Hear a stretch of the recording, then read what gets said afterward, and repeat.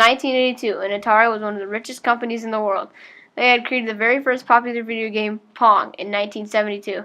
Pong is a two-player video game of tennis where you drag a rectangle up and down to whack a ball to the other side.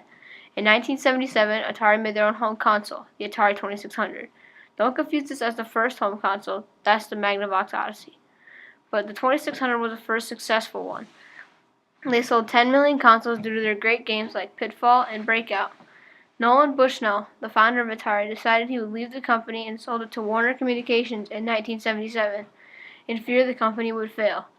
Moving back to 1982, the company produced mass amounts of games for their console. As they produced more, the games had less quality and enjoyment. Pac-Man, a very popular arcade game, attracted the company. They decided to make a port of the game on the 2600. They were so excited about the money, when the developers showed them the prototype of the game, they released it in March 1982. They were expecting people to buy the Atari 2600 just to play Pac-Man at home. So, they made more copies than consoles actually sold. Lots of people bought it at first, but word got around of the poor quality. In the end, 5 million copies were returned. Atari was not actually the only producer of games on their console. Due to Atari not giving credit to their game developers, many left to start their own game companies, the most popular company being Activision. Because they worked for Atari, they knew how to program games for the console. This means now that there are tons of developers making tons of games for the 2600, and most were not good. Moving to the end of the year, Howard Scott Warshaw, an Atari video game developer, was asked to make a game out of the Steven Spielberg movie, E.T. He was expecting 4 to 5 months, the normal time to make a game. He was told he had 6 weeks so they could release it around the holidays. In an interview, he stated it was the most thrilling 6-week period of his life. He says, we can do a game maybe in 5 or 4 months. But you don't do a game in 6 weeks. And they said, well, we've got 6 weeks to do E.T. We need someone to do it. And I don't know who else they talked to, but they called me up and said, can you do it? And I said, yeah, if we reach the right deal, because I knew I could do a game in 6 weeks if I designed a game to be done in 6 weeks. So I did the game, and I set it up so the approval was contingent on Spielberg. It was up to Spielberg to approve the game, because I wanted to get Spielberg up to visit more times. And that was always fun. And I did the game, and I just worked like all the time. I lived in my office, or sometimes I had a system at my home.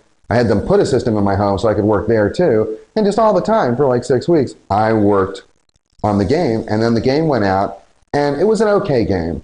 It was not the greatest game, but it was a pretty good game, I think, for working on it for 6 weeks.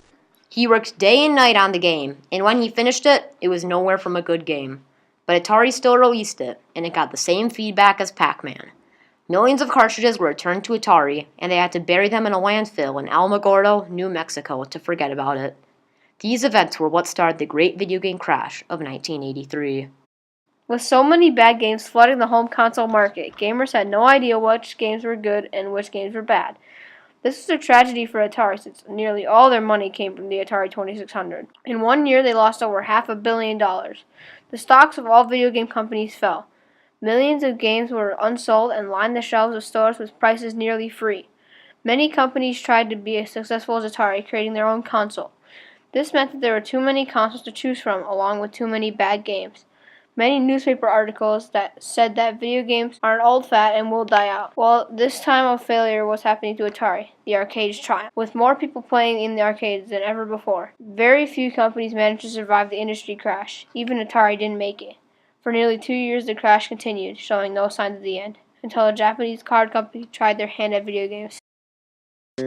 Nintendo was a card company that was created in 1889. They had actually made a console back in 1983 at the start of the crash, but that was in Japan, where the market was fine. Only North America was affected. The console was named the Famicom, and it was a big hit. In 1985, Nintendo tried to sell their console in America, but they knew about the crash, so they had to find a way that people didn't know it was a game console. So, instead of selling it in the electronics section, they sold it in the toys section, and renamed it the Nintendo Entertainment System, or the NES. Unlike Atari, Nintendo limited third-party development on their console and had lovable characters in their games. They managed to put their product on the shelves of a New York City toy store.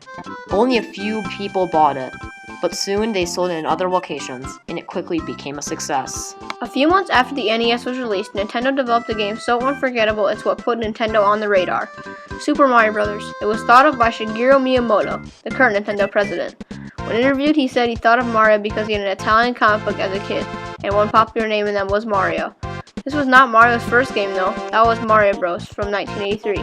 But this game was much better, as Mario Bros. Was just a sewer arcade game.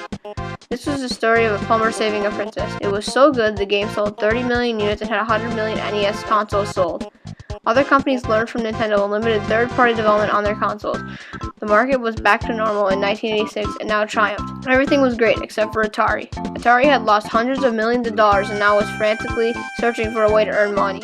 They made an Atari 5200 and two types of the 7800, a North American version and a European version, but they all failed. They continued trying to earn money until their final console, the Jaguar. Just like their other consoles, it failed. It was released in November 1993 and only sold 250,000 units. Atari taught a good lesson to the market. 1. Treat your employees well, and 2. Choose quality over quantity. With the market learning these lessons, it was a triumph in game development for the future. But it was a tragedy for game developers like Atari, who lost everything from the crash.